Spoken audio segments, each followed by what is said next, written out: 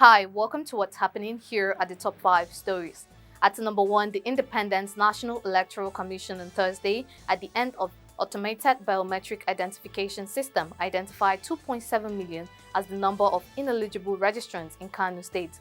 The new resident electoral commissioner in Kano, Zango Abdu, during a meeting with members of election stakeholders, said at the end of the exercise, 12.2 million Nigerians successfully completed the registration as new voters. He said the preliminary register of voters in Kano State currently stands at 5.9 million. He also explained that it is preliminary because Section 19, Subsection 1 and Subsection 2 of the Electoral Act 2022 requires the Commission to display the hard copies of the register for voters of each registration area, ward and local government area and simultaneously publish the entire register on the Commission's website for a period of 2 weeks before scrutiny, claims and objections by citizens not later than 90 days to a general election.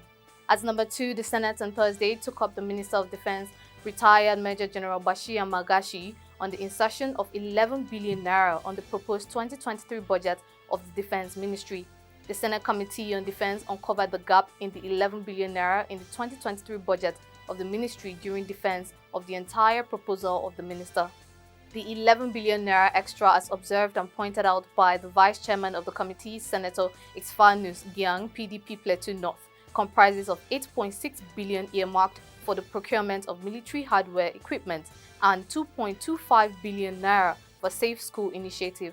The Permanent Secretary in his response told the committee that the sums were added to the ministry's budget for the 2022 fiscal year by the Minister of Finance and National Planning, Zainab Ahmed.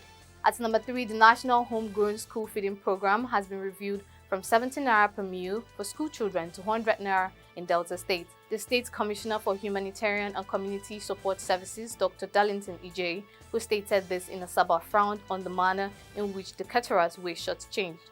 The school feeding program was designed to feed pupils from primary 1 to 3 in public school.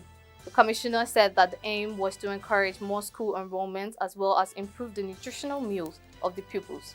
At number 4, President Muhammadu Buhari on Thursday reportedly approved the removal of the Director General of the National Youth Service Corps, Mohammed Fada.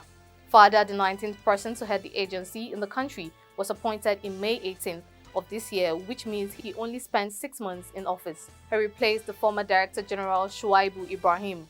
As of the time of filing this report, no official statement had been made by the President, nor any reasons given for the action. At number 5, Chairman of the Economic and Financial Crimes Commission, Abdul Rashid Bawar, has disclosed that the number of governors being monitored by the Commission for alleged money laundering has increased beyond the 3 earlier mentioned.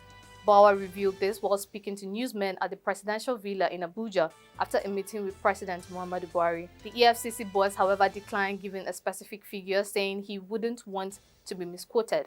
The anti-graft agency had earlier hinted that the commission was keeping an eye on 3 governors over alleged money laundering following federal government's plan to redesign and replace some naira denominations. He also commended the move to redesign the naira notes, describing it as a significant step in the country's fight against financial crimes and other forms of corruption. That's all for now. See you next time on What's Happening.